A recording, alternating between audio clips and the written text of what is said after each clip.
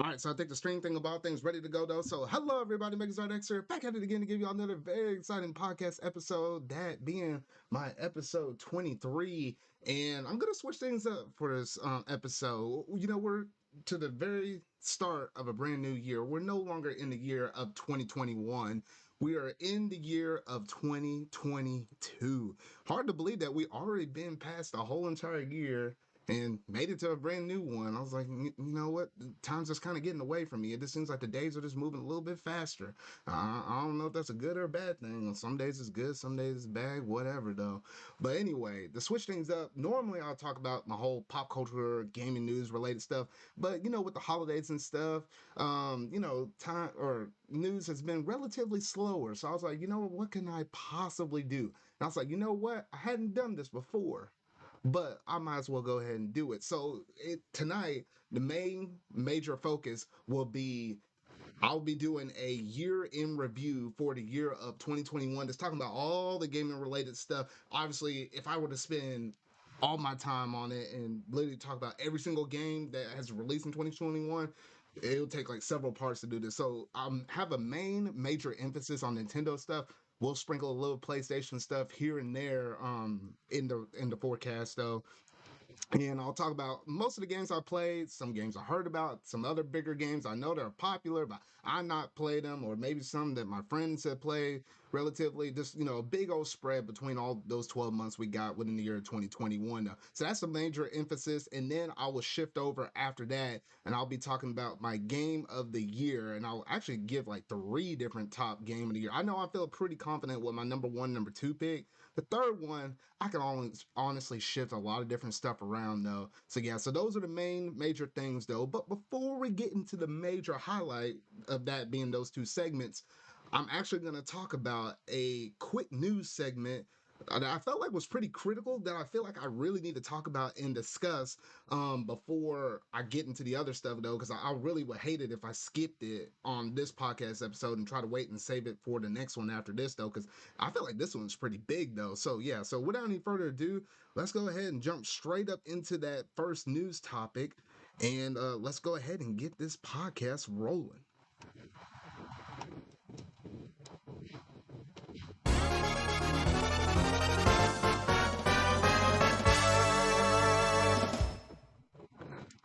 All right, so here's the big news. And this one almost kind of caught me by a shock and surprise though, because apparently we gotten Goldeneye 007 confirmed to be coming out, or not 100% confirmed, but it's technically in the leak mill right now though.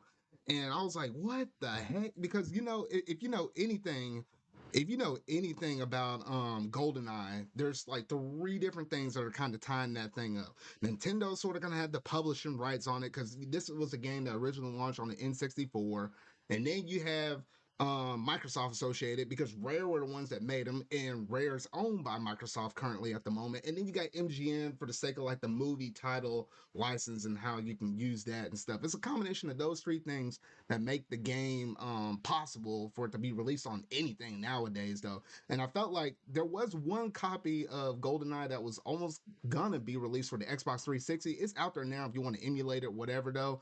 But I think Nintendo is basically saying, no, no, no, no, no, no. You're not dropping that out without our permission. And I guess that just never came to the market though. But here we are.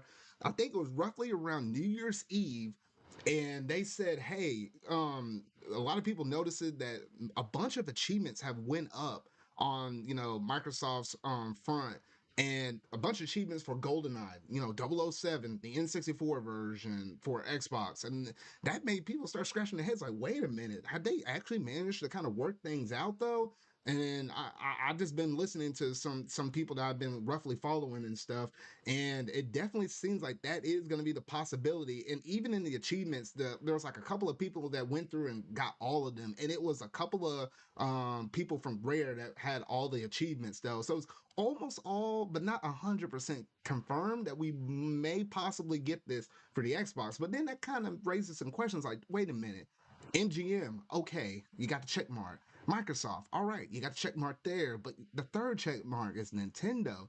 In no good way do I see them possibly getting GoldenEye on the Switch.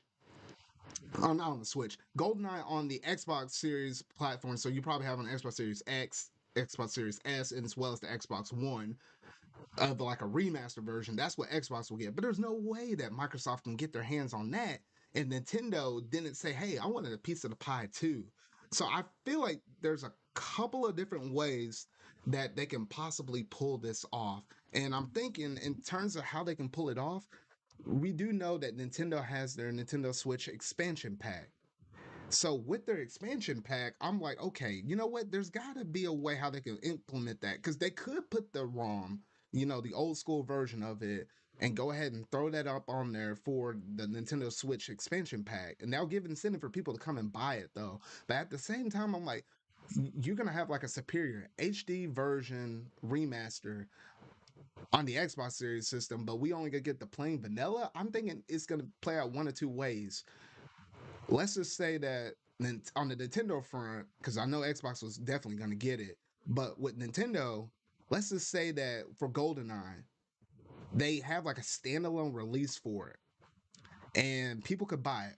$15 or so, and it's the same version there that you have with Microsoft. Let's say that they add crossplay because you can do crossplay with Microsoft in games such as like Minecraft. Imagine you have crossplay between them because Nintendo and Microsoft have been getting a little more buddy buddy over the years though, so I can see that. You can have a standalone release for there, and then you can also say, hey, Nintendo Switch Online expansion pack users, if you want the game quote unquote for free, or you want to play the original version of it, you can also play it on the Nintendo expansion pack. I'm thinking that's one way they can do it. So you could do it like dual like that, or just say, hey, you know what? Or another interesting thought, they could actually release it as a standalone release, so people outside of the Switch Online will pay for it. But the people with the expansion pack say, "Hey, you can download this akin to like Tetris 99." And with Tetris 99, you could download it, play it online or whatever. Though maybe they do some kind of check or whatever. Though, and then they just like, "Hey, here you go. You can play it as long as you have the expansion pack active." I feel like that's like one of the couple main ways that I feel like they're gonna try to pull this off. So I think between both of those two scenarios, I feel like something's gonna play out. Either gonna get like the original ROM only, or we can get the original ROM vanilla. I'll just go GoldenEye vanilla, and GoldenEye HD, or we're just gonna get straight HD. I feel like there might be a possibility we can get vanilla and the HD version. At least I hope. But you know what? It can go either way, or shoot, for all we know, GoldenEye could just can go straight to the Xbox, and then we don't get anything on the Switch side. I hope not, because I really do feel like Nintendo does need to capitalize on this. And there's a lot of people that will probably play it on the Nintendo platform, but then quite a bit of people will probably play it on the Xbox side though too. But I'm just really hoping that Nintendo for sure could actually work something out so that way we can be able to play, because it's been a while since I played GoldenEye. I remember playing GoldenEye back in my college day, or well, not college, late high school days. And I remember playing 4 player. We playing up past midnight, 2 o'clock, almost 3 o'clock in the morning playing that game. That game goes hard whenever you got a good crowd of people playing around with you. So I think it would be the best opportunity for it to release on the Switch and the Xbox, the HD version of it, and have crossplay so you can play between the two. I think that's the best case scenario for it, because it is going to be interesting if this all manages to work out and we're able to finally get this game re-released, and even a more superior version than what we originally had. So yeah, so I'm really hoping that that is definitely the case. But yeah, so I think that's pretty much it in terms of that major news. I mean, that's been kind of forming up quickly right after New Year's Eve and stuff. It's been kind of the short little buzz. But you know what? If this is anything to kind of set the tone for the year of 2022, I mean, shoot, that's some pretty good news to start off with the brand new year, though.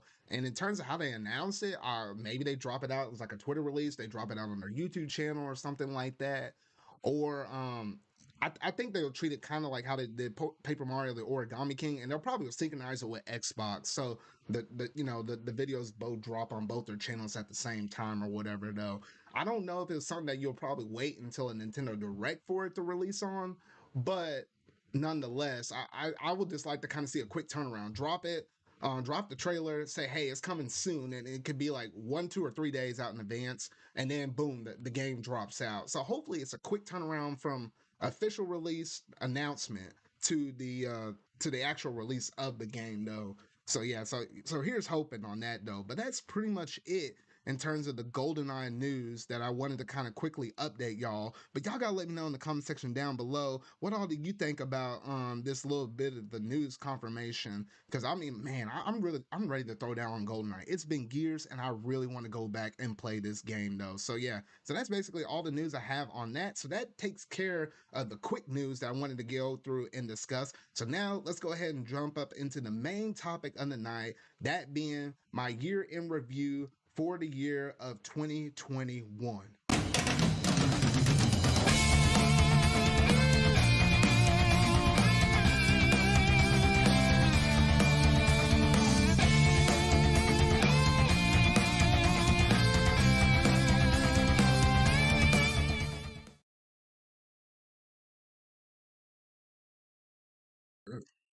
All right, so here we go. So the year in review for 2021. I think this year has been truly something. It's been truly phenomenal for the most part, though. And you know what?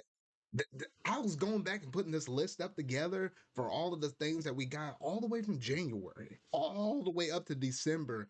And golly, there was a crap ton of stuff, and I couldn't even fit everything up on this list. But I was like, what the heck? Like there's an absolute ton of things though. So let's just go ahead and jump up in the month of January though. So in January, I didn't feel like, at least for me personally, there wasn't like a crazy amount of stuff that was going on. Usually January is typically a slower kind of a month, but we did get Altair Ryza 2 that released on January the 26th. Me personally, I know I didn't get this game, but I think my friend Mario did because I know he was a fan of the first one, and I'm pretty sure he got the second one though. But I remember when the first one came out, and people.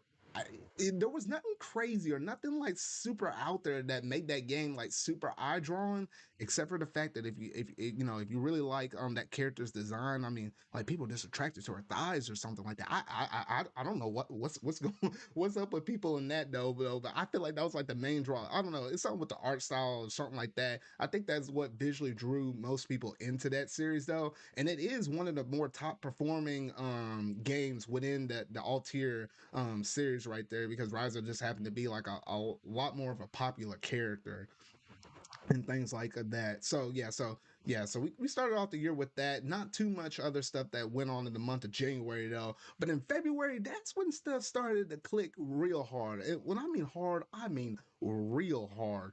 Because on February the 12th, we did manage to get 3D World plus Bowser's Fury. And I was like, wait, oh shoot. I remember the build of this. This was the last game that was confirmed for the Mario 35th anniversary. Man, that's hard to believe. The Mario 35th anniversary it ended at the very beginning of this year, and golly, I feel like that's so long ago. But with this, they made the inclusion, they made the game a little bit faster compared to the Wii U original, and then they turned around and added online to it, so you can play with your friends online for the 3D world aspect of it. But that wasn't just it for the game. They added a whole new segment, Bowser's Fury. Takes about roughly about 3 to 5 ish hours to complete if you're not trying to 100%. If you're trying to 100% like how I did, I think it roughly took me about 10 hours or so. I think it took one of my friends, Alexis, about 9 something hours to complete as well though, so about roughly about 10 depending on your speed to go through and beat though. But that Bowser's Fury though, I think that was that one game where I was like, it kind of defined where Mario could potentially go in the future, because it was like almost open. It was, well, basically a small version of an open world. Like you can literally almost can go anywhere, wherever you saw your eyes, as long as there was a way or a path to kind of get up there. It was pretty cool. The Bowser mechanic, how you just like spawn out of nowhere and just wreak havoc upon you no matter where you were at on that like island kind of ish paradise. It was just crazy. I do remember the game having some kind of technical rough issues with kind of keeping up with all the different things that were spawning in everywhere. But outside of that, it was a marvelous, fantastic experience. I mean, that alone justified me paying for the buy the 3D World plus Bowser's Fury in comparison to just a 3D World. Because I will say, 3D World, it was one of those games I was like, you know what? I honestly did not think that there would be anything lower, at least in terms of ranking all the 3D Marios, below Mario Sunshine. And 3D World was just that for me. Because I felt like 3D World was like one of those games that I felt like it was more geared towards people playing together, and if you're just playing by yourself through it, even though you had the inclusion of online, it just didn't hit well for me. I don't know though, but that Bowser's Fury thing, that's the thing I really loved about that, and that's the main takeaway I took away from that though. But yeah, so starting off February, pretty strong with that. Moved over a little later in the month on February 23rd, we did get the release of Persona 5 Strikers. I think this is like one of my most favorite games of the year. And I was like, dang, I was like, this didn't really feel like a Muso game at all. It was basically a sequel to the original Persona 5, the vanilla version of it. And they did quite a bit of stuff with this. I mean, I felt like it was more like a Persona 5 sequel, more so than a Muso game, kind of comparison to like what we had with the like the Legend of Zelda Hyrule Warriors. Hyrule War. Yeah, Hyrule Warriors Age of Calamity. Like I felt like this one felt more akin to its natural nature than even that game right there though. But yeah, so overall, I really did love all the stuff like that. This was the first game that actually kind of got me into the Persona series. And from there, I went and played Persona 5 Royal a little later on, about midsummer-ish or so, though. But yeah, Persona 5 Strikers, that was just an amazing game. Characters were strong as ever. Just the action ability or the fighting ability that you were able to kind of pull off in the game. The combat felt real good. It just felt very true and very faithful to Persona and the Persona 5 vibes that it was giving off though. So I really did love and enjoy that game now. Now moving over to February the 26th, we did get the release of Bravely Default 2. This was previously announced. I want to say I can't remember if it was announced the year of 2020's um Game Awards, or was it the year of 2019's Game Award? I can't remember which one of the two though, but I know it was announced at a Game Award and then it finally managed to release right here and then though. But yeah, Bravely Default 2 for the most part it did all right. It seemed to do okay. Some people I think prefer the Bravely second series more so than the Default 2, and I don't know. Some people were kind of upset about that. Some people were fine about it though. But yeah, it was another RPG to kind of add into the mix of February. So February had a good chunk of games that released in that month that did fairly well though. But then when you roll over to March, oh boy, things get interesting for some really good reasons, for really good reasons and some really mixed reasons. Because on March the 4th, we did manage to get Mithra and Pyra that got added into Smash Brothers Ultimate, and I was begging for those characters for the longest time ever. I think me and my friend Sonic Q the most. I think we were rooting for these characters since maybe midway throughout the first wave of DLC for like the Pack One. But we finally got these characters, and I think my reaction, I think, was even on the channel. You can find that somewhere on my channel though. But oh man, I just loved it. Even more so the fact that when we got Pyra, I was like, all right, I was expecting if there was gonna be a Xeno 2 rep, I knew it was gonna be Pyra, but I didn't know they were gonna do Pyra and Rex or Pyra and Mithra, or I don't know which way they were gonna, or they could do just Rex or whatever though. But then when that slow mo hit and they showed Mithra talking, and then Pyro swapped the Mithra, I was like, oh, this is the complete package. This is like our Zelda Chic equivalent, like what we used to have back in the day with like Melee and Brawl. I was like, oh yes, please. And I think since then I've been maining the crap out of them. They're some of my most enjoyable characters. I think they're like literally, I think they're my mains kind of up there with Yoshi though. But yeah, they play phenomenal. They're just great characters. I think one of my most favorite DLC picks out of all of it, to be honest though. So in terms of playing, they feel the best. The announcement was also pretty good as well though. Now moving over to March the 12th, we did get the release of Crash Bandicoot 4. Now with Crash Bandicoot 4, I know it's been a game that most people have been really wanting to have for like the longest time ever, and it finally happened. It is kind of a little bit unfortunate for the fact that the way how Activision Blizzard's kind of going from this point forward, though, I mean, it doesn't look like the Crash fans are going to be able to get another game here soon because it seems like the studio that made it kind of got merged into, I believe, their core studio, where there can be releasing more Call of Duties and stuff of that nature, though. But it seemed like Crash Bandicoot 4, it did okay. It didn't do nothing crazy, though. But I know the fans of the series, really liked it. It is a platformer. You have to really love platformers.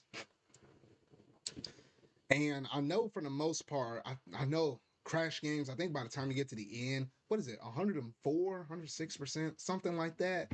By the time you get to that point, you're doing some really tight platforming to be able to accomplish all the things that you want to do within that, though. So I know, I know Crash 4. Been some things that, some fans have been really wanting for the longest time, though. I'm just kind of glad they got it before, Blizzard started acting like really crappy or kind of really mixed along the way and whatnot though. And I won't go too far down that rabbit hole though. But yeah, Crash Bandicoot 4 released on March the 12th. Now jumping over to March the 26th. Oh boy. Oh boy. I know how I started the March segment off, and I said there's going to be some goods and there's going to be some bad. This is kind of one of them bad, leaning towards the ugly side of things because with Balan Wonderworld, I know there's some people out there that was really anticipating, really talking it up. If you ever listen to RGT85 on his YouTube channel, he was really talking this game up, thinking it's like his AAA and two different buttons and the way how they kind of distribute the powers or how you're able to kind of assess or get those powers to be able to kind of navigate around the world and stuff. It didn't seem to be too hot for the most part though. So I was like, what the heck? And since then, this game has gotten criticized, criticized, criticized. And I was like, oh my gosh, I kind of felt really bad. I felt really bad for that game series though. And I was like, man, it kind of sucks how bad that is. Literally to the point where I think whoever that director was, that was it for him in Square Enix. Like Square Enix was like, nope, nah, this game's a bust. I feel like this could be one of those rare games in the future where they're like, you know what? Because they didn't print that many copies, it could actually get rare and it could be more of a value on it later in the future. I know one of my friends actually managed to buy the game, and I was like, "What the heck?" But I don't know. Maybe he's playing that big chess move, trying to do that big play move or whatever, though. Where we're not thinking that this is going to be any good game or anything good in terms of value to hold on to. But who knows? He might know something. I don't know. But you will never probably ever catch me buying or playing this game. Shoot, they could put that game down to $5 and I still ain't going to get it. It might be 1 penny. I probably still wouldn't get it because there's a lot of other games, at least on my backlog and stuff like that, where I was like, no, there's just no way I'll even have the time to play this game. This, with all of the kind of bad vibes and stuff that's been given off though. But yeah, so that's it on Balan Wonderworld. I can't even talk too much about it, but I really kind of hope that Metroid Dread doesn't sell 3 million because I really do want to see Sean play that on his channel though. Like that's been talked about so much on the Spawncast though. I was like, oh man, that was just pretty funny though. But also, on the very same day, we did get the release of Monster Hunter Rise for the Nintendo Switch. It was an exclusive, a console exclusive for the Switch. Later came out and released on the PC though. But this game was big, and I mean it was huge because with this game, I mean they tore this. I mean they tore every little aspect of this thing up. Like I felt like they were drawing more people into the series than ever. I mean shoot, I don't even play a lot of Monster Hunter, but it even got me to go out and buy a Monster Hunter Rise Pro controller, a Monster Hunter Rise what was it, special edition Switch, and I got the game. I didn't even get the game. I literally bought the game like twice. Wound up giving one copy away to my cousin as like a Christmas gift. The other copy I kept digitally because it came with my Switch itself. And I felt like, oh, and I got a steel case for the thing. Like I literally went from zero to nothing. I hadn't put all the time I needed to play up in it, but I'm hoping to play it this year, probably part of my stream series or whatever though. I think that's basically the main plan for it though. Looks like I got someone popped up in here. Steven, how's it going?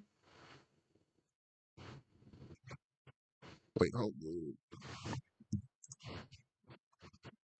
just playing a mobile game and I'm gonna go to bed in an hour. hold on real quick. Hold Yeah, on. just decided to hop in. You Oh, talking okay. about the games of the year? Not game of the year. Right now, I'm doing my year in review. So I'm currently in the Oh, month of okay. March. Just hit the point where we're at with Monster Hunter Rise. I'll just quickly go over like a couple of these. 3D World, amazing. Like Bowser's Fury is like really good. Pyra and Mythra, they're good. Balan Wonderworld is bad.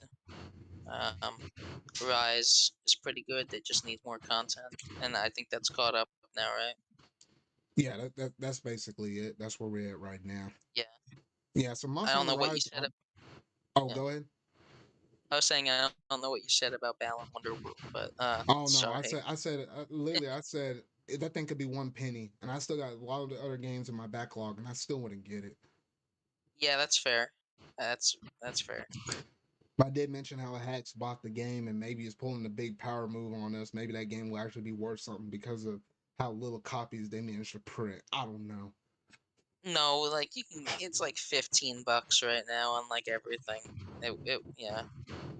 I Maybe don't know. like someday in the far future it will be That's what I'm valuable. talking Not about. The right. far future, like by the time, however old the GameCube is right now, put that same difference with the Switch when Battle Wonderworld released, and then put it that many years off in the future. That's how far I'm talking. Yeah, like I don't know, So but that'd be like usually about 20 years from now or something like that, and we'll from what see. from, we were discussing this the other day. From what I've seen, usually the games that like get extremely valuable are like good games. You don't really see many games that people hate. They get super expensive because obviously there's no demand for them. Most of the time, people are only gonna buy a really expensive game if they like it. Yeah, that is true. Most of the time, but every now and then you'll get them rare ones that are kind of bad. Like there's like one Spider-Man game that doesn't play really good, but it literally only sold like 1,500 copies, and that's what makes that one really rare. It's not like a good game or anything like that, but you get them one obscure or like rare gems. Sometimes they're like that. I don't know, Is that? but Are you talking about the Web of Shadows or whatever that one meme one? I think it is. I can't remember. You know that one game where it's like the meme of like Spider-Man walking away with a bunch of like helicopters Oh, crashing behind him? yeah. I think it's It may that. I be think that it's one. from that. It may be that one. You might be right. That one. I like that meme. Okay. But yeah, Balan Wonderworld sucks, and I really hope it doesn't get valuable. Let's hope not. Uh, All all right. right. So Also, I yeah, guess unless you Rise. had something Sorry. about Rise, I think I said a good chunk of my stuff on Rise. Unless you had something to say on Rise. You should play it more. It's a really good game that just needs more content, which they're adding. Yeah, because they do But have I'll that say the first. DLC expansion thing that's coming out in the summer of this year. So not too far away though. But it had It's enough to get people going. I mean, like most people, if they played oh it, got anywhere like up to 120-ish hours. Like once you yeah, got. for those. Sorry, it's for. I was gonna say it's kind of like Animal Crossing, where the first 200 so hours are like really good, and then like you just run out of stuff to do so quickly once you get to a certain point in that Yeah, game. which I think most people probably do run into that little bit of they run into that little bit of a problem. But I feel like that could be almost with any game, to be honest. Yeah, like it is an issue not exclusive to Monster Hunter. Definitely not exclusive to Monster Hunter. It's just that it's very apparent with this game because like, like especially after like Monster Hunter World, which they did the whole like shtick with having like a DLC expansion to finish it later. But even that Hmm. game, from what I heard from like other people, it got like new apexes and stuff every month, like new content every month. Hmm. I don't know. Oh yeah, Like it did it, add that extra new content every month. it's Yeah, I do just remember seeing that. I guess it just felt a little bit weird, especially with Monster Hunter Stories 2 coming out afterwards and getting more content more consistently. Hmm. Well, like Rise got like an update. It got the update that added the new story ending, but that ending was like really stupid and Hmm. like didn't include anything. Yeah. Yeah, I guess yeah, I it don't had know. some stuff going for it, And but it's I certainly wish that not the end of it though. yeah, and I kind of wish that game had crossplay with the PC version coming soon, but Nintendo kind of weird. Yeah. Oh no, it wasn't them. It was I remember because what was it? Capcom did release a statement on Twitter or something like that, and they Yeah, said we have looked into it, but the way how it's set up, we just couldn't get it to work or something like that. Like they said they tried. And remember, I oh, and I probably should mention this too. In terms of the online for Monster Hunter Rise, is probably the best in terms of any Switch game with the way how oh hell yeah. Rise works. Because like it's pretty flawless. Even the few times I did play the demo version, and I can't remember if I did play like maybe one round or something like that with Sonic Q of the main game once I actually owned it for a little bit though. But it is pretty flawless on my end, and everything else I saw from other people's streams and stuff like that. Like that RE engine. Oh shoot. It is the best game online wise that Nintendo has ever made, or like helped make, or And whatever. I think Nintendo. Well, yeah, they kind of helped I with don't it know. because they remember they had this is using some of their new server-ish. I say server-ish, but they did make some updates to their online because remember how they said like they were using some kind of No, it is. Windows something like they Yeah, were it's using a new something different. server. Yeah, they're using a new server for this game, and hence it kind of shows. I really do hope they use that same server for Splatoon 3 because I can't afford a lot of other disconnects or whatever though. Apparently, from what I've heard, the games that have used it so far are Super Mario Party with the new online update, Mario Party Superstars, and this. I haven't heard any more. Yeah. And which But Super Mario Party is doing fairly good as well in terms of the yeah, but online, but here's we'll probably talk more about it once we work our way no. over there. Mario Party Superstars is not doing good with online, man. I'll remember last night. That's all I'm gonna say. In the Like general the sense, online in in that the game's general good. The sense, yeah, the online in compared to that Super game's Mario good. It's Party, just that. nobody could finish that one. But Oh yeah, yeah, yeah. we'll talk more about it when we get to it though. Well, yeah, Super Mario Party. Didn't the online update come out in March? I guess we'll just talk about that quick. About the update. Oh wait, Yeah, I didn't have that on my list, but I'm trying to remember. Did it come out in March? I, I think it it's did. sometime in the spring because they did that in preparation. It was before we knew about Super Mario Superstars releasing though. So it was sometime in the springtime. I think it did update and put where it made Super Mario Party have online compatibility, but it was more so them testing the waters, I think, before they got ready for Super Mario Superstars though. But yeah, you And are I'm right. glad they did. Yeah. But yeah, like I'm that game is very good. It's just a good game.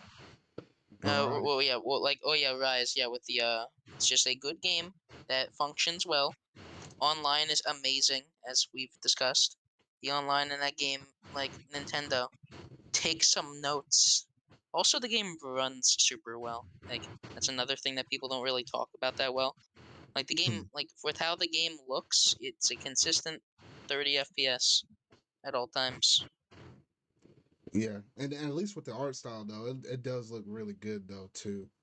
But yeah, so I think that's about it in terms of Monster Hunter Rise. So let's go ahead and jump over to the month of April. And gosh, this one always kind of stings me in some right places and some wrong places though. But on April the 7th, we got the release of Pac-Man 99. Now, let me remind you, I guess Mario had to die for Pac-Man the 99 to exist because it was like Yeah. last month it died, and then literally the next month we got the release of Pac-Man 99. At first, I really loved the heck out of this game because me and Pac-Man go way back, man. I play a lot of Pac-Man on the N64 though. And this is the only game I can manage to be the last one surviving out of all those 99 players. And I can almost consistently do it so well. Yet with Tetris 99, I could never do it. They had all them different themes and stuff. I remember getting the Galaga theme, the Dig Dug theme. I was really digging it. But after you get like 10 of those pack ones, it just kind of lost its effect. And I can't say the last time I played it since. But what were your I'm gonna thoughts? tell you right. I'm gonna tell you right now. That game is just. It's just the problem is that it's fun for like 2 minutes, and that's it. It's just fun for 2 minutes. You play it. You're like, okay, that was fun. There's no depth. There's no fun. I don't know. It's. I think the charm is lost because you don't really feel like you're playing against 99 other people. Yeah, and those Jammer Pac In Man, that's the Tetris, thing it that really gets. kind of changed things up, and that's the Yeah, honestly but the they main don't thing that feel made it like. difficult. But then Yeah, again, you're but not they don't even feeling like feel like yeah, they're. It doesn't feel like garbage blocks. We're garbage blocks, and in Tetris, yeah, I know you see this in Pac-Man too, but like you see the people attacking you in more ways than just a line. Like, you can target people in Tetris. If you like target somebody and then get like a giant combo, there's a good chance you're gonna kill them. You get rewarded for doing crazy shit. Well, in Pac-Man, what happens? They like it sends an extra jammer at them, maybe. Right? I don't know. That game Yeah, was never no, it clear with sends like how a it bunch worked. of red jammers. So then it's like if you're caught around where you're not around a power pellet, they slow you down over and over. The white ones, the red ones, if a red jammer one, that's almost just as bad as a ghost. You just die and that's it. So that's how they try Yeah, to but make like the difficulty curve up on there. yeah, the whole problem is that it just doesn't feel like it's other players. It feels like it's a game of. It just feels like stalling in corners and just like camping is how to do it, and that's how to Well, do it. I yeah, got the like corners 20. I and got like getting the fruit. The fruit, man, you're gonna yeah. eat the fruit up in that game. There's no way beating around it. I forgot. Did you have lives? Were there lives in that game? Was it No, no, three no, no, no, lives? no. It was it. No, you only had that one life. Once you died, that was it. Yeah, like I don't, that game. It needed more. Even Tetris has like side modes that they added. They added like survival, CPU, private battles. They do have a few of those Oh, for Pac-Man 99, but oh I just can't yeah. remember what they You are. needed to pay. You needed to pay $15 to use the private battles. That kind of did sting because I imagine it probably would have hit a lot better if you would have had the private battles because then you can hook up with at least some of your friends or maybe somebody streaming the game so you can throw all y'all up in there. So it feels a little more competitive. But the fact that that was not even included, like with Tetris 99, did kind of sting quite a bit. I Yeah, was well, like, no. I don't know Here's the why. thing. Tetris added them later, but they gave them to everybody. Yeah. And maybe another reason why Pac-Man 99 kind of make me feel a little kind of in the long run was the fact that it's not like Tetris where you get themes every month that gives you incentive to come back and play it. Because literally, if it wasn't for the themes every month, I might have picked Tetris 99 up like once in like 3 blue moons or something like that. But because of the consistent themes, at least I'm coming back to playing it at least either once every month or like once every other month. Like no more Yeah. than 2 months go Not by. not to mention how Pac-Man doesn't even have good themes.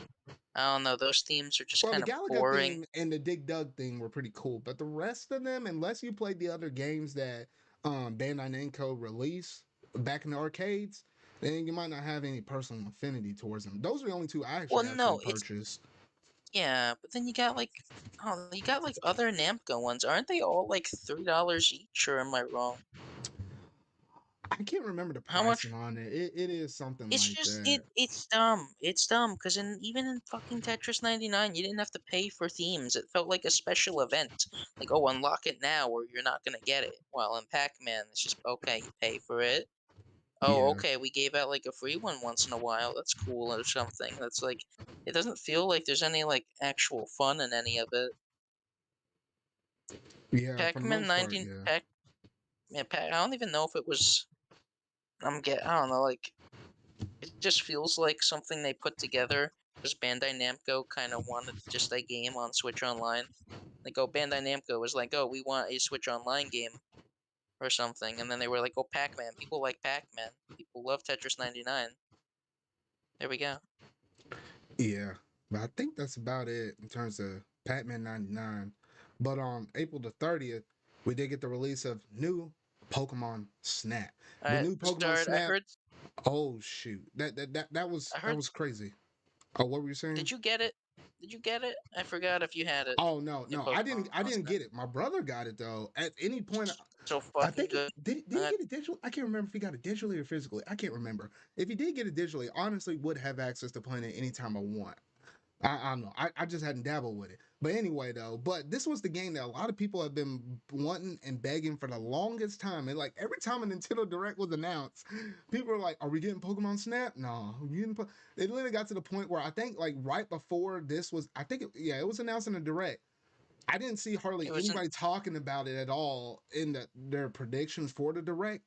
And then they announced it, and then everybody was flipping their crap. They're like, "What the heck? Well, It yeah. finally It happened!" was during. It was during the first Pokemon Presents in because they had two of them. One they announced Pokemon Unite. The other was like a couple small games. Yeah. But I'll tell you right now, Zard, Pokemon Snap is the best Pokemon game in a while. Just like Bruh. presentation, what Oh well, no, it no, looks visually. Oh so no, good. it does look It really good because Bandai was the one that basically helped made it. I don't. And I'm ooh, not even just talking visually. It's got so much replayability. It's like everything that you'd expect from a sequel to the first Pokemon Snap. It's got replayability. It's got tons of levels. It's got tons of like special scenarios that you gotta think like you gotta figure out how to unlock. You know, it's got a ton hmm. of that. It's And got they like even went back and added stuff to the game post launch. yeah, they added a free update, which they didn't even have to do. They added a free update that added like I think 3 new areas, and like they added like a new way to experience most other areas, I think, and like Hmm. new Pokemon and stuff. Basically, if they do any more of those, like the game, and also I've seen people saying, "Oh, I don't want to buy this for $60," and I'm like, "Oh, you bought Pokemon for $60. You have no fucking excuse." Like if you buy like if someone buys like a game like Sword and Shield for $60, but then they say that new Pokemon Snap is not worth 60, no, in my opinion, we're gonna get to this later again. If a game is fun and you like it, it's worth like I don't know if a game if you get your worth out of a game and you can truly call a game a masterpiece, then it's worth $60. I'm not calling Pokemon Snap a masterpiece, but I really like it, so I think it's worth $60, and that's like the main reason why I know a lot of people and a lot of friends of mine didn't get it. Yeah, which I guess it kind of plays because I definitely know that this game is kind of one of those games that kind of appeals more so to the casual audience.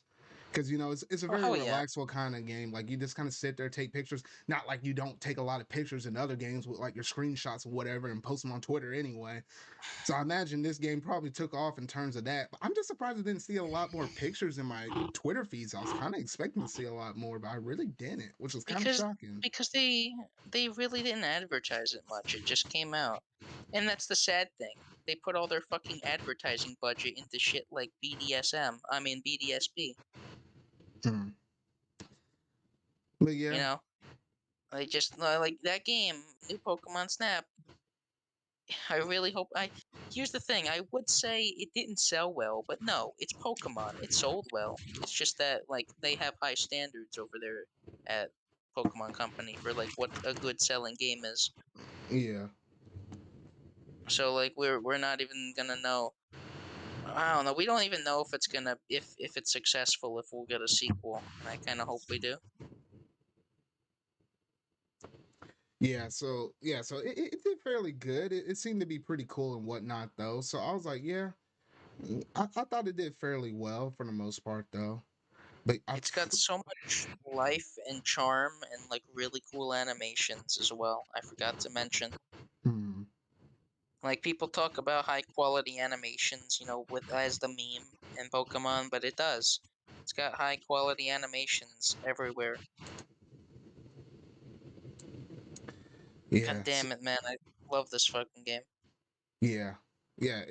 I did appreciate at least for what it did visually, and I'm just kind of glad for all the people that have been begging for that game. So now that they got their game, please, Pokemon Company, give me my Pokemon Ranger. It's about due time for me to be able to give me something that I don't know how it will work because I know you had to use the stylus on the DS or whatever though. But please give it to me. Or you ain't got no excuse now.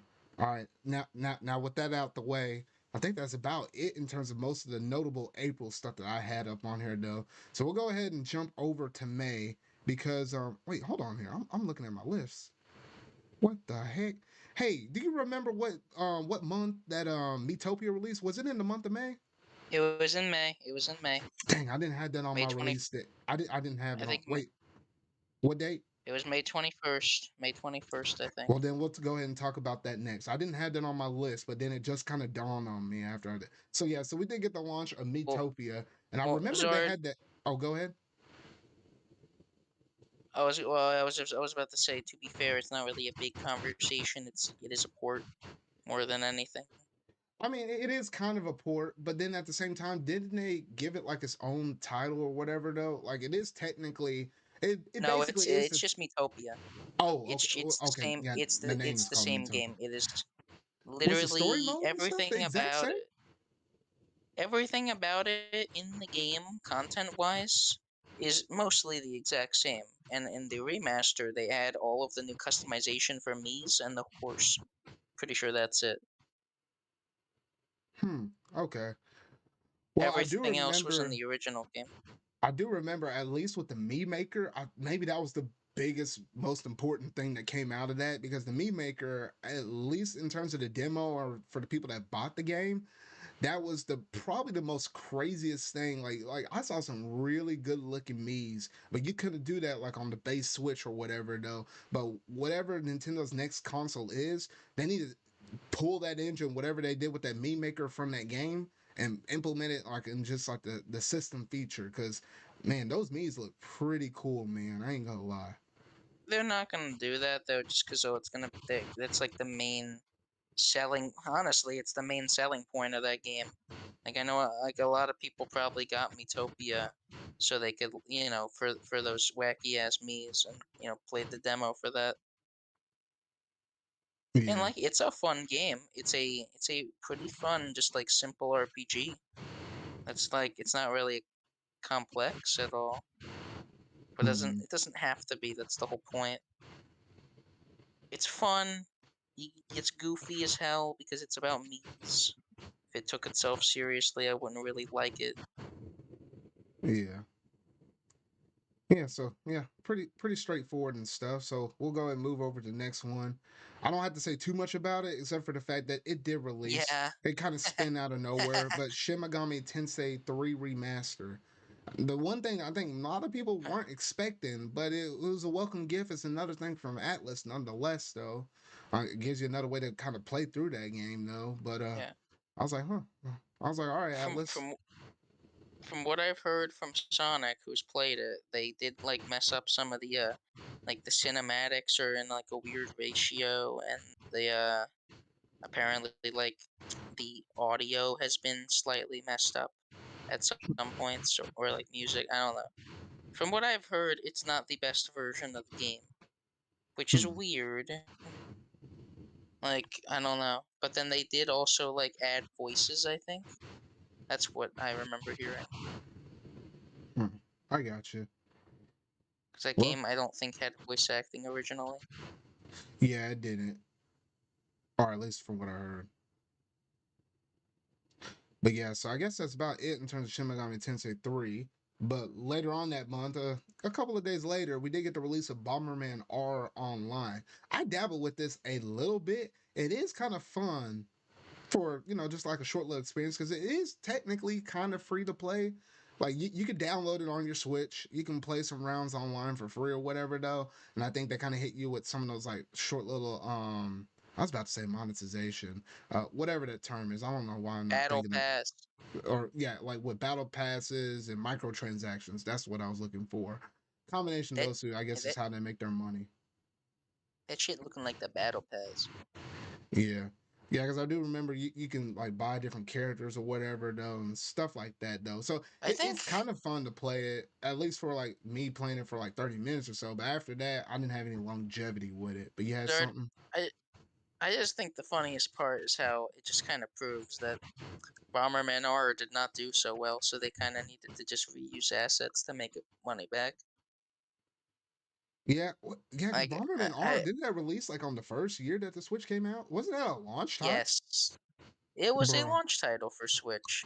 It had cool costumes. It had a lot of Konami stuff in it, weirdly, and like wait, it was made by Konami, obviously, but a lot of like costumes based on like characters. Yeah, I think you had like a Solid Snake one, which is funny as hell. Mm, yeah, so yeah, Yeah, so you're pretty right on that. And I think that's about it in terms of Bomberman. I just want to mention it on there because yeah, I know some people like Bomberman and stuff like that though. But I mean, it's one of those but I yeah, guess most people notable like. free to play games kind of ish. So I was like, why not?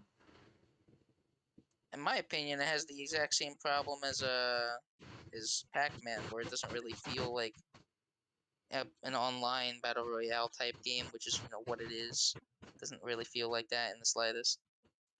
Yeah, So I guess we'll go ahead and move over to the month of June, and this is where things get a little exciting. You know, this is the month that we did get our E3 presentation. I'll slip that. I didn't have it on my list somewhere, but I'll slip it in the middle. I think roughly where we got the date though. But we did have a couple games that came out before we had E3. One of the first things is on the 10th we had the Ninja Gaiden Master Collection, which honestly I really like playing Ninja Gaiden. You can play the original one on the NES on the Switch Online. I remember playing through some of that. And I was like, oh, I was always kind of curious to get it because I guess the Master Collection included Ninja Gaiden 1, 2, or the Sigma games. And then it had like that third version. I can't remember the exact name of it though. But I actually streamed myself playing the first game. And it's not an easy game. let me get that straight. It's not an easy game. You got to know what you're doing. And you're going to learn real quick though. You're going to die quite a bit. But it's not like crazy like Dark Souls or anything like that. The learning curve you'll get it somewhat a lot faster than that though. But I did enjoy it for the time I played through it. I didn't touch the second and the third game because I hadn't finished the first game. It's one of those. I guess I just randomly play here and there though. But I did enjoy my time with it though. I heard the performance of the Switch one wasn't the best. I think I don't know. I think it depends on which game because I think 1, 2, and 3 some of them run slightly a little better than the others. I can't remember which ones without like looking it up or something like that though. But the first one when I was playing it, it ran fairly fine. You can go back and look at my stream and everything though. But I mean, me playing through the first game through those opening few levels, it was fine for me. I didn't notice any frame drops or anything like that. Yeah, those games I just don't necessarily care for. Yeah. So overall, pretty good. If you like Ninja Gaiden, you might as well. I think I managed to save a little bit, not save a little bit. They did the thing on discount for like the Master Collection where they had the digital art stuff cheaper. And I was like, you know what, might as well. So it was just one of those. I just threw an extra bone towards it though. But that was basically it on that. Also on the 10th, we'll throw a little PlayStation stuff up in here because I did mention I'll throw a few things up in there. That was the release that we had Final Fantasy VII Integrate, the new repackaged thing that actually had the intermission DLC for Yuffie for Final Fantasy VII Remake. And it wasn't until way later. I'm talking about way later in the month of December until I actually managed to get the game, play through the original story, and play through the DLC and finish all of it though. But that DLC, that was some good stuff. I actually did like the way how they kind of implemented the whole you could only control Yuffie, which was interesting. You're used to jumping between like Cloud, Tifa, Barret, Aerith during your main story though, but only sticking to one, I was like, how's this gonna work?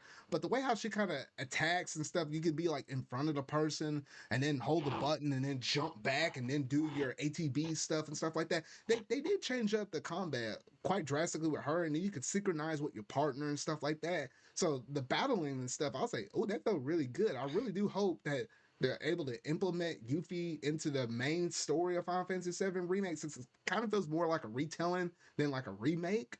So I'm just hoping somehow Wasn't they she? implement her into the main story. But what I'm were you about to say? I'm pretty sure she was in the game though. No, Wasn't no, she no, in the she game? is in the game in the original Final Fantasy VII, but she's optional. Like you have to kind of go out of your way in order to get her to be a part of your Isn't party. There's like I'm some pretty sure random that's encounter why in some area, something like that. pretty sure that's why she has a side story because she's not part of the main game. That's why her whole thing Yeah. is like a DLC mission because it's not gonna matter that much in the grand scheme. Or I don't know. That's just like to me, it's like they probably just did this as a selling point for PS5 version. I think you can like they did make it so you can get it on PS4. I think Hmm. or some yeah like Oh Intergrade. yeah. Well, No, not yeah. well Not not Intergrade not isn't integrate. available on PS4. But yeah, the The DLC baseline Final episode Fantasy itself. VII remake is, yeah, you can get that on PS4. But the whole integrate stuff with DLC and stuff, that's only playable No, on the no, no. PS5. No, the DLC On, is on PS4. It's just that the PS5 version with you know, PS5 enhancements and all that is on PS5.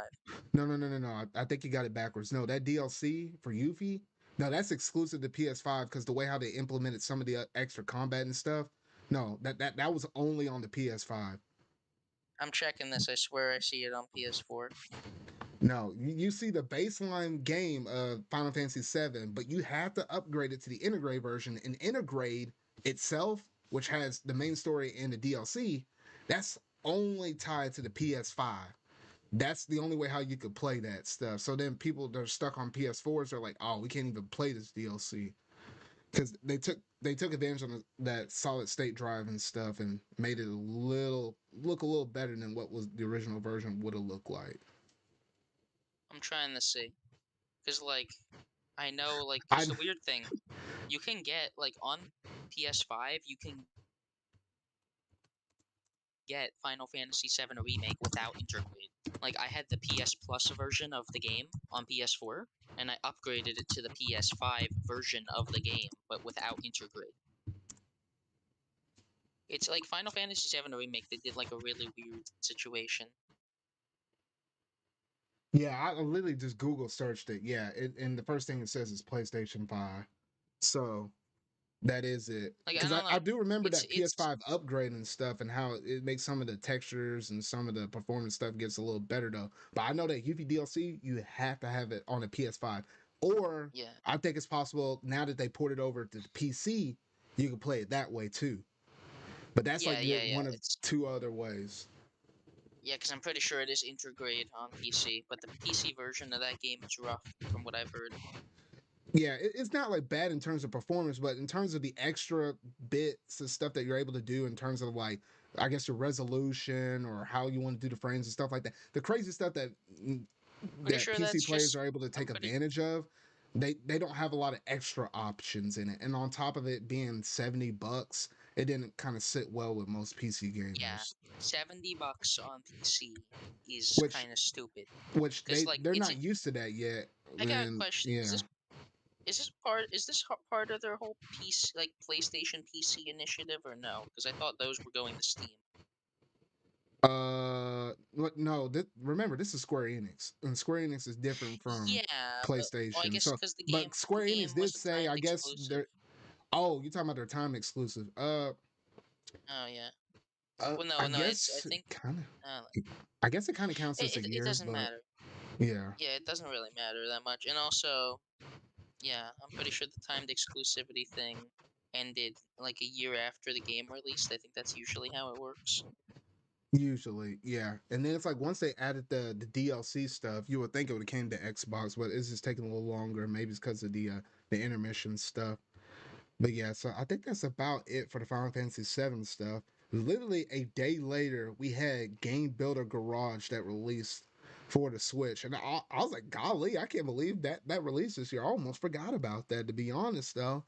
And I I thought this. feel like, sorry, Oh, I was gonna say, I know it's probably the wrong use for that word, but this game just feels like false advertising, where they're like, they advertise it as this game making tool when that's not what it is at all.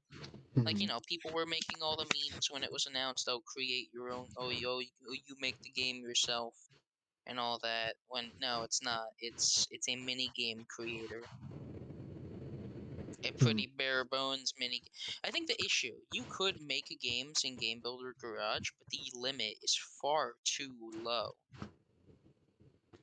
Yeah, I Like, feel like this game because you would have be like more the amount of. targeted towards really young players that Yeah, would and it works for it that. works It in the sense of they can learn programming and figure out how to do certain things and how to get around those tasks, which I think that's ideal for those younger audiences. But if you're older and you're almost serious about coding or something like that, it's better to possibly dip your toe in the dreams. If you're interested but don't want to go all the way, you don't have as many restrictions in dreams like on the PlayStation rather than Game Builder Garage.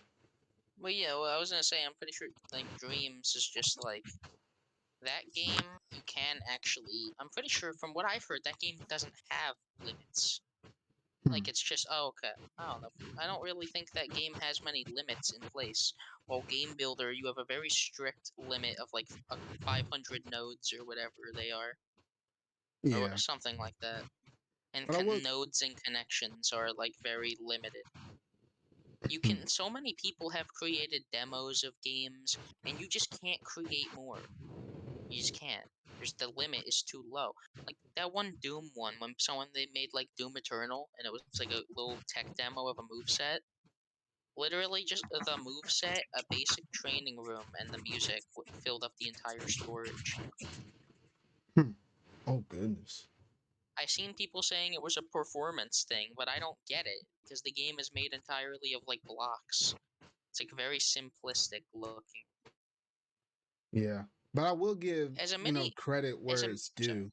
Oh yeah, I'll give yeah, credit where it's due because I think this is definitely one of Nintendo's interesting takes because like what in terms of those weird games that sort of kind of unique like what we came off of with Labo VR turned around and had Ring Fit. So then Game Builder Garage is kind of like that next one that's kind of like the experimental phase. And I think Game Builder Garage kind of built off of some of the stuff that Labo VR had because I think there was like a game yes, maker ish it mode is and they okay. took that as like its core and expanded upon it and made it its own game with the Game Builder Garage. That's where most of the inspiration kind of came The from. Labo VR didn't do as good as they hoped, so they just took that engine and used it again. That's like what a lot of people have said. Yeah. Cause yeah, Labo VR, it was an interesting concept, but it was on Labo. It was not like, and also it had the limit was still there. Like I don't Hmm. know. Yeah. So It I think. takes too many. It takes too many complicated steps to do one simple thing in that. Hmm. Because it's not meant to be this big tool as they called it. It is meant to be something you mess around with for a little while and then put down, exactly like a kid's toy. Yeah. Pretty much Like, so. but yeah, it's just, and yeah, they just announced it one morning and like released it like 3 months later. It was definitely not a high priority announcement for Nintendo. I seen people acting like this was the next big thing. You could make your own games in it. No, you can't. They lied. Yeah. Pretty much.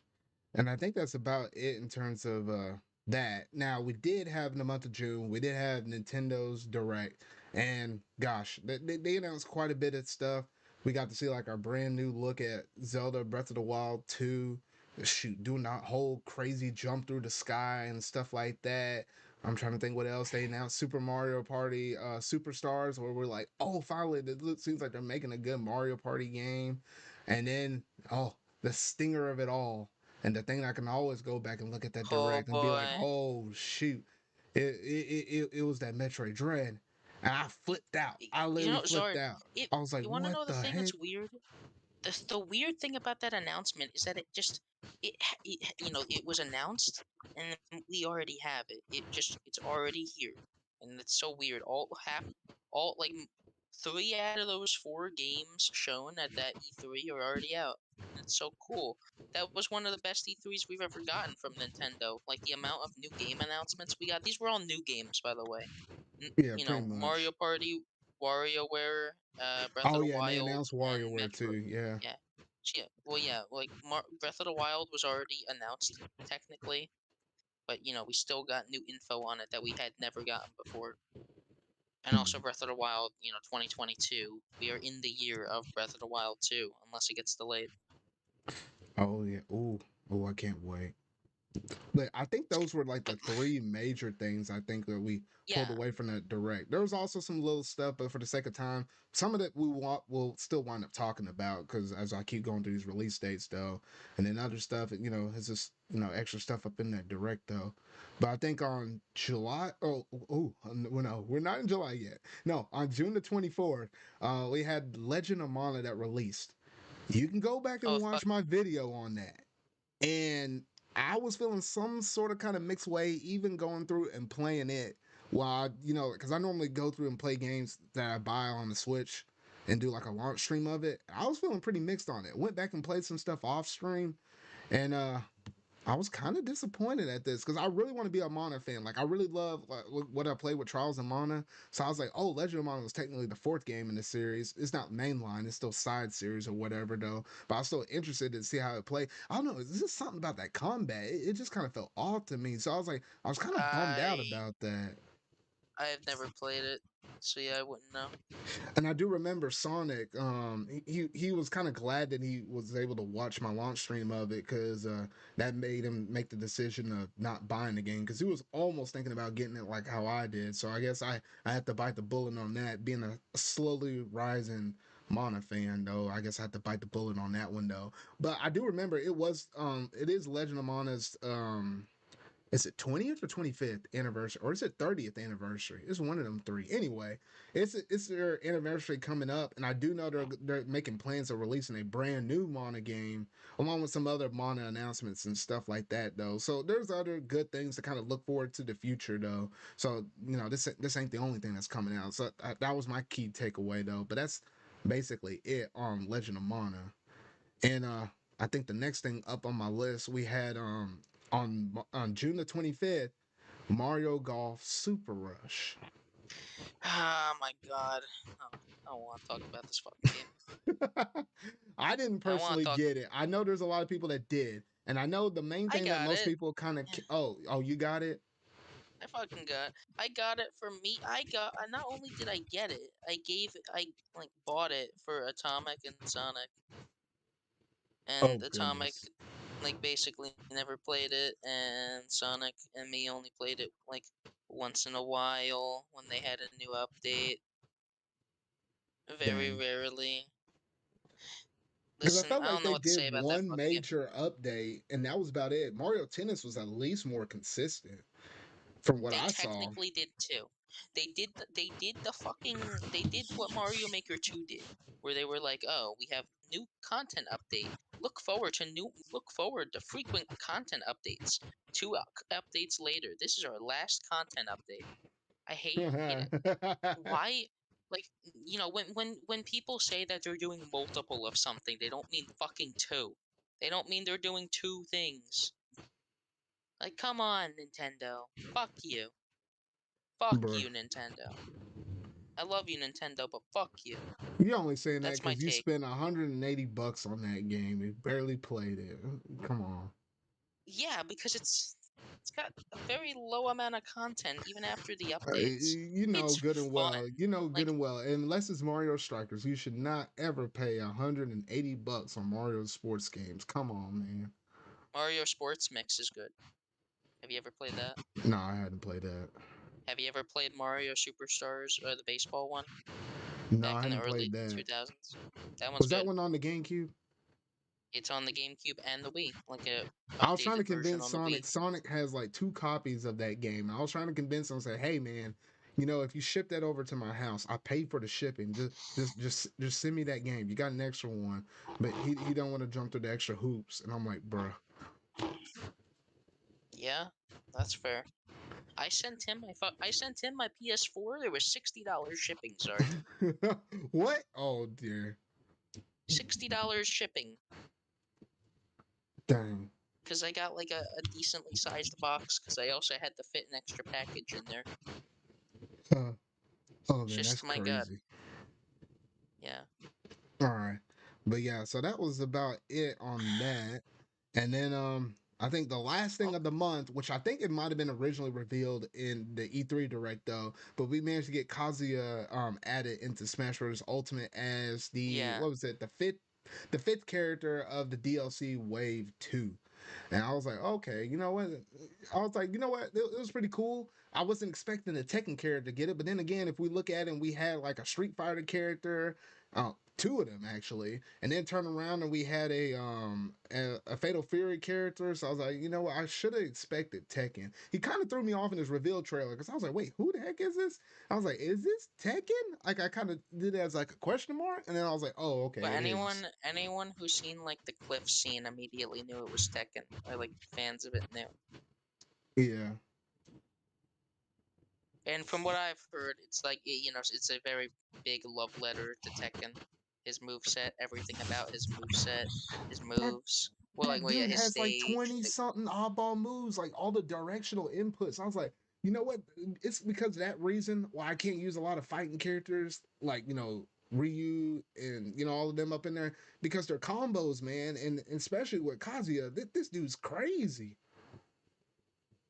Yeah, he certainly is crazy. got that right.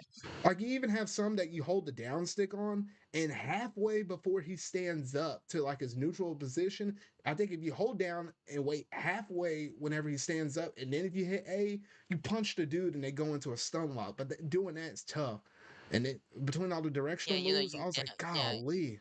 you quickly tap down and then let go of down and then punch. That's what it is. Yeah, I was like, oh goodness. There's a lot of good stuff. If you put the time into him, he can probably be a really good character. But that's just too much for me to remember. So I was like, I usually just won't dabble with him too much outside of just like a fun random match or whatever. Oh, like he is from what I've heard, like he's pretty good competitively. He's also the like have you seen one of my favorite things with him is how like when you do a throw, it changes the camera angle. Where Oh no, most of the like most I of do his love that 2.5 ish kind of D thing. Yeah, especially with one on ones. It happens more so with the 1v1s. yeah, and also like the fact that like yeah, basically everything with him is ripped directly from Tekken. You know, it's like Bandai Namco kind of deserved more representation. They developed the game. They don't really get it. Oh yeah, so yeah, because I was thinking they might have got a second Bandai rep or whatever though, but yeah, they finally got it. So I was like, oh okay, well that's good on their part though. But I think that's about it in terms of the month of June, and then we'll jump over to July, where July literally ripped out my Oh wait, wallet and tore me sorry, up. Zard. Oh what up? Uh, I know you didn't put it on the list, and I'm gonna go in like 15 minutes, by the way. Like, Uh, I'm just gonna stay for a bit longer, but you didn't put it on your list, but if you haven't gotten to it yet, I would absolutely recommend playing It Takes Two. It came out in March. the It won game Game of of the the Year. year, bro. It's extremely good. It feels like a Nintendo game where it's constantly shaking things up. It's original. It's got great level design, great visuals. I think you'd like it, and also like the online is really good. If you and Yazard, maybe I don't know if you're up to play it at all, we can because it's got that really cool feature where like as long as one person owns it, you can both play it. Oh, I got you. Wait, but you own it on PC, didn't you? Yeah, but like you have technically you can. I own it on my laptop, and it plays perfectly. So You that could play I this had to game. download it off of Steam or something like that. Yeah, well, yeah, like the friends pass for it. Basically, you'd have no problem playing it. I'm just saying, like a game like that, it's like really cool to see a co-op game be developed nowadays. When mostly nowadays we get like single player games and that's it. Yeah, I might dabble with that with you in the future. I don't know. Maybe I'll make a video on it or something like that though. But It's I fun. think that'd be It's like probably 10 fun. hours. It's like 10 hours long, but it constantly shakes things up. Hmm, okay. Like all the time, the game changes. That's all I'll say. Okay, so we're up to July, right? Yeah, so we're up to July. So July the 9th, and July was the month that stole all my money. Like they stole my wallet and then my secondary wallet too. July the 9th, we had the release of Monster Hunter Stories 2. And I was like, oh shoot, because I really did love and enjoy that game. I have not finished it yet because they released too many games in the month of July, and I had to kind of split my time up between everything though.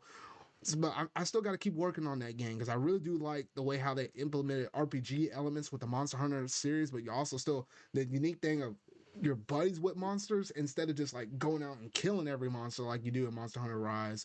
So I did like that kind of aspect, and then they definitely changed some stuff up. But I really do like the formula, how they kind of operate things, the battle system and stuff, and there's just a lot in that package. And I think there's even a demo out where you could play through the first almost 5 to 7 hours ish of the game, and you could transfer all that save progression to the main game as well though. So I highly recommend it.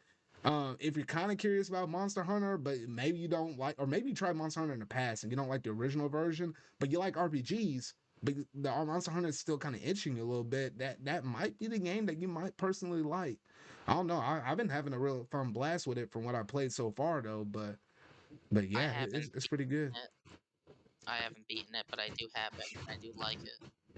Yeah, so you're in the same boat as me on that one. All right, but I think that's about it for Monster Hunter Stories 2. And then on the 16th, we finally got the long awaited last game that needed to get its HD visual on, that being Legend of Zelda Skyward Sword. And I was like, okay, you know what? I was like, I knew I probably wasn't gonna get the game and go through and beat it all again because I think I played the game twice all the way through on the original Wii, but I didn't know I wanted to get it just to have it in my collection and say, hey, I now I own every re-release of the Legend of Zelda games except for Wind Waker. Wind Waker's the only one I'm missing now, but yeah, it was the next one on this list. So I went through and played. I think I got all the way up to pretty close to Farum Woods. Um, where you're about to go into the tower to see Zelda on the ground right there. Like that was after the first imprisoned counter and everything like that. So, or was it the Yeah, first imprisoned? No, I don't think I ran into the prison just yet. But yeah, that's where I was at, and that's as far as I made it. But did you have yeah, anything I to say on agree. that, Steven? I didn't play it, but I've heard it's the definitive version of that game. Oh, and the whole button controls thing. So you don't have to do all thing motion control now. Well, You can do it button I don't controls even and mean that. I yeah. don't even mean that. They made it so you could skip through text faster, making the beginning of the game a lot less slow.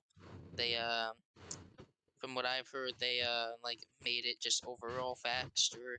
Being 60 FPS is a huge ass improvement to that game. Mm-hmm.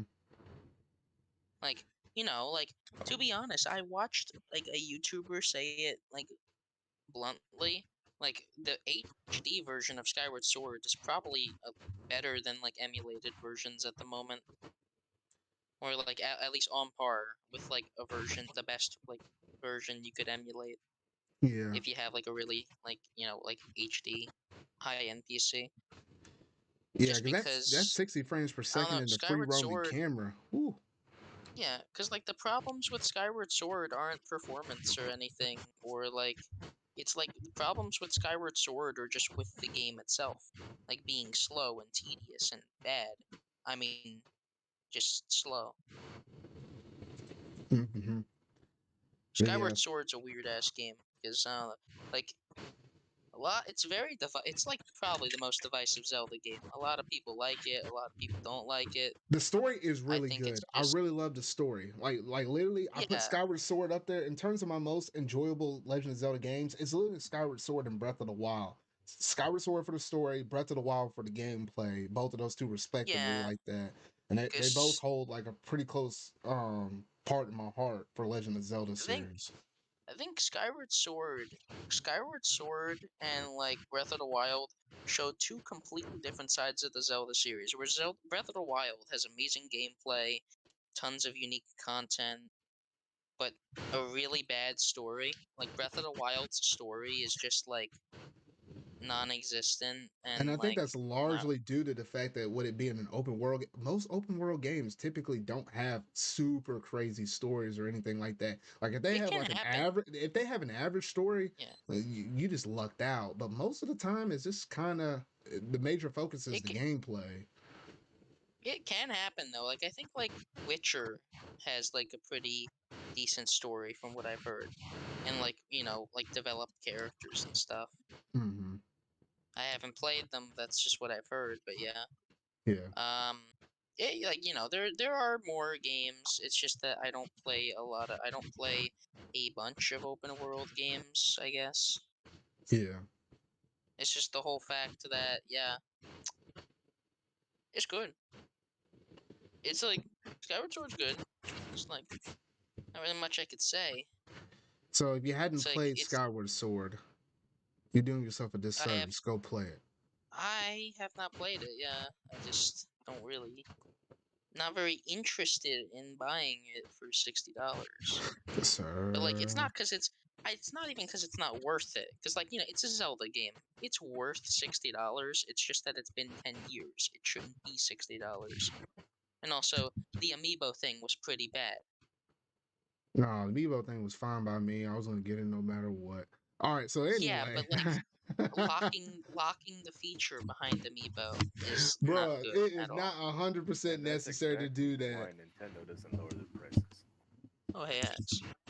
Hey, they know people like me were gonna get it regardless. I just wanted it for the figurine. When they added that extra little bonus, I was like, that was just a cherry on top. But even then, I It felt just like it makes wasn't and it wasn't like 100% necessary because those bird statues are all over the map anyway. I never had an yeah. issue with that in the original game, but yeah, I guess it is what it is.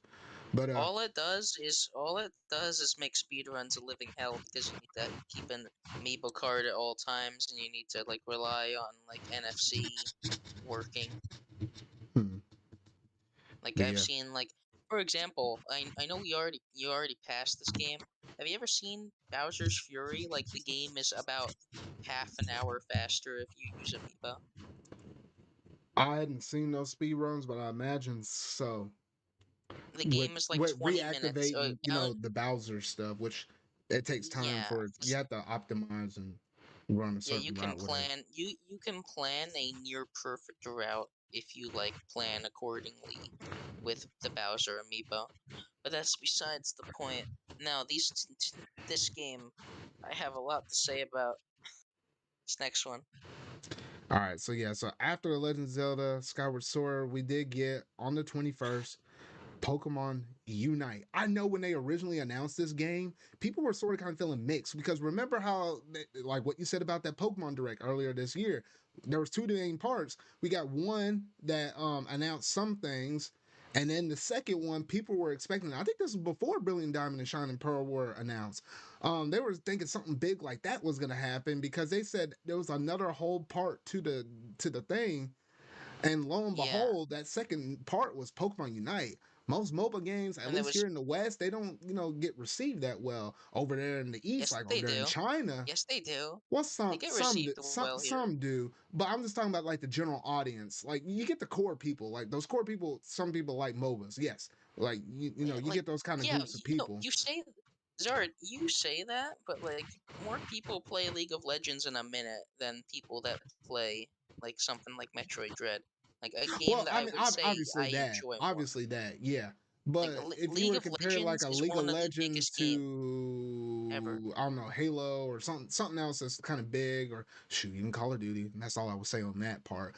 But I mean, compared to some other type of genres of games, it doesn't hold a candle, at least here, for the mass majority of people. If you start also digging into that casual audience though. But anyway, people were kind of misled. They were expecting more. They were thinking like on the lines of a main series game or the remakes, and we didn't get that. So I remember it didn't get received well at the very Wait, beginning. But then by the time we got the I'm game pretty in our hands, sure that's when people started really weren't liking it. weren't BDSP already announced at this point? When were those No, games announced? they weren't announced at E3. But They were I not don't I announced know they weren't after announced in E3. February. Hold on here. They were announced much earlier. They were They were already earlier, announced at but this I point. felt like they didn't announce them in February because remember, people were thinking we were getting remakes then. Was it like some Z- weird? Oh no, was Zard, there a Pokemon Direct Pokemon before E3? Was Zard, there? here's what you're confusing. Pokemon Snap and Unite were revealed in 2020. Unite was revealed a year ago because Snap Oh, was okay, also okay. delayed until That's 2021. okay. So I'm confused. Okay, yeah. So that's right. Yeah, those were announced in. They were announced in 2021, like what you said, June and June by that June point, 2020. yeah, and at that point, we didn't have any confirmation of Pokemon Brilliant Diamond and Shining Pearl or any remakes or main series at that point. That's why people were still expecting it. So I was right on that aspect, but then it wasn't until like February of this year. I think that's when they announced Pokemon Brilliant Diamond and Shining Pearl at that Yeah, moment. There people we go. Zard people were super sketch about that game mostly because of Tencent. And that too. That too. Well, not that's like the main reason. People just really did not like the idea of like Pokemon collaborating with Tencent. And 2020, I'm pretty sure it was like when all the free Hong Kong stuff happened, and China was not looking pretty good at the moment. So like, yeah, Yeah. You're right about it that. was it was the worst place at the worst time. And I do I don't remember know. at least going through and playing through the game. It was actually fairly good. I mean, I remember we kind of got up into it. It was me, you, what was it, Yoshi, and gosh, one other person up in Yoshi's server or whatever. Sonic, Sonic and Atomic somebody else. as well. Atomic, yeah, Atomic actually. That's probably the most I played with Atomic in a while though. But yeah, we were up in it. We were almost about to form a clan or whatever though, and then somehow we just fell What off. do you mean? What do you What? mean? You play Splatoon with him? No, I said no in a while. Like I had played Okay. with him, but Oh, that was the most consistent I played with Atomic on something. yeah. Well, guess what? The thing about Pokemon Unite is that it killed itself. It just lost steam because Oh, balance because we kept changes. doing Like, some of them no, balance it's just changes, and I also would say like the fact that in terms of the main big map, there was only just one. And I felt like if you would have no. put a That's not the couple of no. more up in there, at least for me personally, the map is what kind of I was like, man, I was like, I'm doing the same map over and over. That's what kind of got to Well, me though. But for some other people, it's it's I guess just some of the because. Well, Pokemon that's and just some of because the you other don't play stuff. MOBAs. Yeah. I mean, I could use a little variety. At least just give me three to work with. I mean, come on. I'm pretty sure the thing that mostly killed the game is that it's just fucking League of Legends, but Pokemon. There's no like individuality. People just like it because it's League of Legends. Doesn't Hmm. feel unique. It's not uniquely Pokemon or uniquely League of Legends. It's just Pokemon. It's just League of Legends with a Pokemon skin. Yeah. So basically, like, I don't get the audience. I guess it was supposed to get Pokemon fans interested in MOBAs, but that's a terrible idea. Well, obvious, I don't know. They were trying to get Pokemon fans to spend money on a MOBA because Pokemon fans will buy anything. But they Hmm. went kind of too far and charged $40 for skins, which Pokemon fans, well, that's too expensive for them. Pokemon fans only get $60 a year, and it's to buy the new games. Yeah. You're At right least that's about what it that. fucking feels like. It feels like Pokemon fans get their fucking yearly allowance from their parents for like being good boys in school, and it's just for Pokemon games. Hmm. Yeah. Yeah. Pretty much so. And I guess that's about it in terms of Pokemon Unite. Pretty good, fun game, but yeah. If you hadn't tried it out, it's probably worth dabbling with. It's pretty good. And then on The July problem the was, uh, oh, sorry, Zara, I was just gonna say the main problem why we all stopped playing it is because of Zapdos. Zapdos is not a fun mechanic, and they have that not dude fixed it. will literally swing the whole battle in the last 3 minutes. I tell you, Steven, every time, go up there and get that Zapdos. He would be on the left corner of the map, and so help me. I was like, man, we already lost. I was like, golly. Yeah, that's the issue, is that it would decide games, but it wasn't fair. Where, like, you could be winning 500 to 300, and it'd be like, okay, we have to defend. But then they get Zapdos, and they don't even have to, like, try. All they need to do is run to your base, And press a just chunk button, and they get an instant instantly. score. And not just an instant score, double fucking points. Double points as well. That's the thing that sucks. Is that like it's like you don't even have to try. You just win. And yeah, like getting Zapdos, even if you were like losing pretty badly, you end up winning, which is not how it works. It shouldn't reward being bad at the game and getting lucky. Yeah. I just Okay. feel bad because I would have played a lot more of that game. They're still adding new shit. They added like They did Decidueye. They're add my adding boy like Dragonite, and I was like, ooh. But yeah, yeah, they added some good stuff up in there. But yeah, that's not gonna get me to play the game, sadly. it almost did for me. It almost. But let's go ahead and bounce on to the next thing. So on July the 27th, we did get the Great Ace Attorney Chronicles. And you know what? This was that one game that was never localized over there in or localized for here over here in the West. It was something that was only stuck in Japan. And I know like long term Ace Attorney fans like my good friend Bronto, they've been sitting and waiting on this one. And then they finally It said, was hey, leaked a we're gonna while. and yeah, it was, well, it Sorry. was in the Giga League. It was in the Giga League for the Capcom League, which detailed a which is lot of also different how we stuff that got was up there. Rise. That's Yeah, how we got. That's how we got Rise Sunbreak. Like we're like the first. That's how we figured out that Rise was not only getting a DLC, but that it was going to be the same level of Worlds DLC. yeah. So yeah, so with that game, they localized it. I like how they have like even the voice actors in it. They all sound British and stuff, kind of very suiting to the area where they're doing the mysteries and stuff. I still hadn't beaten the game yet. I'm midway on the first game. Like I'm like because the first game has like what 5 major trials, and I'm on the third one, so I'm like halfway through the first game, and I still need to finish the rest of the game up though. But everything I've been playing so far, I've been really liking and enjoying it and stuff. I just got to sit down. I might literally have to pull out like because I think when the Ace Attorney regular trilogy dropped, I just made a habit of almost every Sunday just playing Ace Attorney. I'll just kind of sit back and just go through and play. Might have to do that with this one so I can kind of power through and get through the rest of this thing though. But honestly, I really did like it and enjoy it though. And hopefully the next thing that's up in the line for Ace Attorney might be Ace Attorney 4, 5, 6 trilogy. Who knows? Before we might get an Ace Attorney 7. Hopefully, surely, soonly. I don't know. But overall, a really good series. And even on the same exact day, we also managed to get the release of Neo: The World Ends With You. I was going back and forth between Great Ace Attorney and Neo: The World Ends With You. I literally can only stream one of these games on the launch day, and I have to and then I have to do like a Game and Watch session later on in that week for the other one though. But Neo: The World Ends With You was the game that I was mostly anticipating the most because with the original version of the game you have to use the stylus and whatnot though, or slash if you played the one on the Switch, the HD that like the one that got ported HD version over to the Switch, you either have to use the Joy Cons weirdly, or you have to use the play it in handheld form. I literally the only way I could play through that was like through handheld form. But the fact that they went all buttons on this one, and the action and stuff is really fluid and stuff like that, and you're just bouncing around between all these different characters and stuff, and then they have this whole unique story for just a new character, but it also implements the stuff that it built on within the first game, and wrapping up Neku's story in terms of the stuff that was kind of teased with the new day that was introduced within the final remix version of the first game.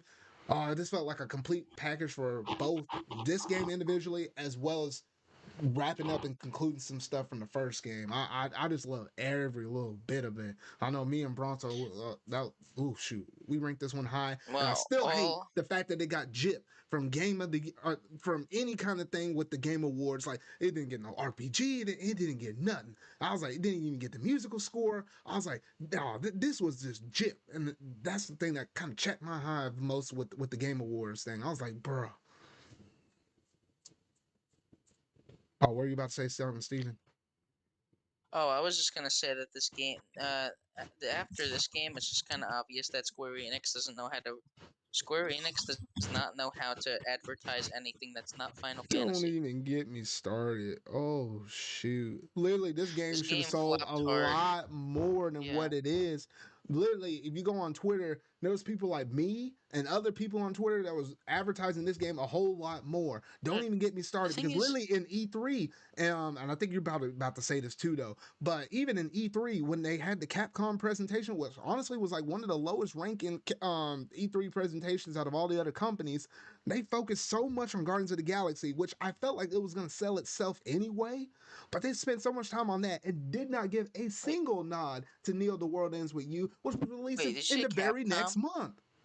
Did Did I you say say, Capcom? I meant I yeah, meant Square Enix. Square Square Enix. Enix. Well, Square Enix. but here's the thing: Square Enix doesn't care about Neo: The World Ends With You. They did it because like they thought the cult fan base for the game was big enough when it wasn't. Like I'm pretty sure World Ends With You Final Mix only sold like it was like a one-time thing. The series got its one big like little revitalization. You got your one chance. World Ends With You. You're not going to get another one. People literally only remember that game because of Kingdom Hearts nowadays. I don't know. It just gets me sad. I really enjoy the game, but Yeah, I just well kind of it's hate how it kind of it's underperformed. sad, but And it got Jit from Game it's of the Year. Like literally, if they would have got some kind of nomination in that might have helped it a little bit more. But I'm just like, what the heck? oh it's sad, alright, Zard, but That's kind of their fault for just not talking about it that much, and also revealing it on like a very, like, I'm pretty sure like a Japanese only live stream. It was like revealed, right, or something like that. Maybe something like that. And it didn't It was help like, the fact that it released in the month of July, where you had Monster Hunter Stories 2, The Legend of Zelda Skyward Sword, The Great Ace Attorney, and he even had a Pokemon game that came out in there. And on top of it, it was a mobile game, and just being a Pokemon game, July was already packed as I'm it is, and pretty, that did not help at all either. I am pretty sure that Ace Attorney did sell well. So it was literally just people having to choose which one they wanted more. And the sad reality is that people that were gonna buy, like, anyone who wasn't gonna buy Neo the World Ends With You probably wasn't gonna get their mind changed by Yeah. any last minute advertisement. Because, like, from what I've heard, that game is pretty basic, right? Like, you go in knowing exactly what you're gonna get. There's no, like, big selling point. It's just fucking basic. And that's not a bad thing. But, like, Mm-hmm. I don't know, they just didn't fucking show this game. They refused to advertise it. Yeah. Yeah, that is. Little fucking Nintendo was like, okay. Well, actually, I can't even say Nintendo because it released on PS4 as well. So, Hmm. like, Square Enix just did not care at all. Nothing to say. Yeah. It's And sad. it's, Oh, it's sad, alright, but too fucking bad. This yeah, it is real obviously, bad. obviously, the fans that were said they were gonna show support either forgot it came out or didn't have time to play it because there was so much other shit. Yeah. It was a sad and unfortunate. Now, normally, I will go ahead and jump straight over to the August game. And then I looked down at the time and I was like, you know what? There's no way I'm finishing the rest of this year in review plus my game of the year picks. So I'm gonna have to cut the podcast short right here and there. This is literally going to be split into a part one and a part two. So I know how I mentioned earlier we're going to also talk about the game of the year stuff. That's going to have to be held off for the next podcast. And I don't know if I'll wait a full 2 weeks. I might just wait until next week to try to finish out the rest of the stuff. So it'll throw out the schedule a little bit. I usually don't do back to back podcast weeks, but I think I might just to try to get this one wrapped up. So hopefully there's not like a ton of news that just randomly gets dropped and I still have to add that into the podcast. So yeah, I'm gonna split this up. And I think for the most part, at least when I do the second half of my year-end review, I think we'll be able to get through that and maybe our game of the year picks and be able to combine that because between January and July I had the biggest drop of games. Like that was a lot of stuff that me and you, Steven, kind of went through. And then September, October, November is kind of fairly packed too. August and December are Oh, pretty. fucking, oh, August and December are October. really low. But yeah, September, October, and Uh, November. Oh my gosh! Like I know that can carry Zard, it. That can carry it in it's itself. it's mostly October. Don't kid It's yourself here. It's it's just, mostly October. October is gonna have most of the beefiest conversation though. But I mean, the way how we've been talking and discussing, even on some of the lesser topics, I mean, shoot, we still spend a good amount of time on those. and I got a big like 30-minute section when we get to the next podcast about little Five Nights at Freddy's security breach in December, even though it's not a Nintendo game. I'm gonna talk about it. Alrighty. Well, if you're here on the Like, next one, we'll talk about it. that's my, yeah, like, there really was no games I was interested in December, and then Hmm. that game, you know. But so you're gonna stop it here? Yeah, I'm gonna stop it right here, and then yeah, normally if I had a little bit of extra time, I would have tagged in like those old traditional segments of what we've been watching, what we've been playing, as well as community questions. But I don't even have time to even squeeze those up in here though. But yeah, Yeah, I'm gonna have to Zard, change the title and everything that though. But ooh, that's fair because I was gonna go to bed soon anyway. Hax has already left. yeah, Hacks only came in here for like one brief little thing, and then and that was I it. think he I was just listening. Yeah. At least for the most part, though. But yeah, we'll go ahead and start shutting things down, though. But Steven, tell our folks where they can find you at. You can find me on speedrun.com as Steven Jr. 123, speedrunning Five Nights at Freddy's Security Breach until I finally realize it's not worth it. Bruh. All But right. yeah, Zard, I submitted a speedrun for that game and it actually got verified for some Bruh. fucking You, reason. you ain't playing with your speedrun stuff. I thought you were like halfway Listen, just for listen, jokes. man, listen, man. Speedrunning is like the new crack.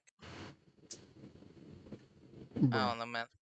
I don't know what the hell I'm saying. I'm tired. I'm gonna go to bed. See you, Zard. All right, we'll see you later, man. Well, that's basically gonna do it for this episode 23 of my ZardCast. So in my episode 24, I will go through and discuss my second half of my year in review, and I'll go through and discuss the rest of those games. It'll be for the games for August to the tail end of the year. So we roughly about hit the halfway mark for the most part though. So yeah, so we hit a pretty good stopping point right here though.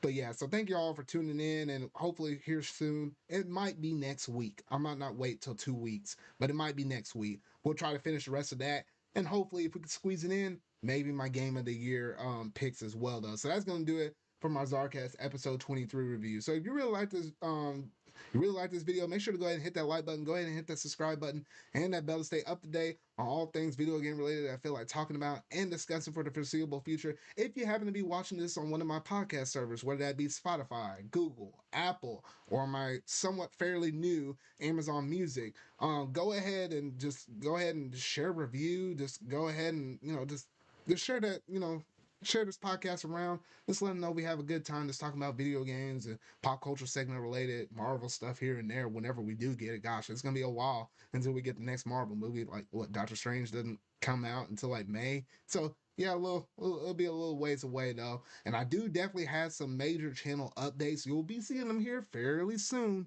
Whenever I do drop out some of my next videos when they're just like standard uploads, maybe implement a few things along with my streams as well though. So yeah, just some kind of things to kind of keep in mind. I do have some plans with us being in a brand new year of 2022, so I got some things planned for the channel, so just kind of keep an eye out on it though. But that's gonna about do it for this episode though. So remember y'all, until whatever video I make next, see y'all.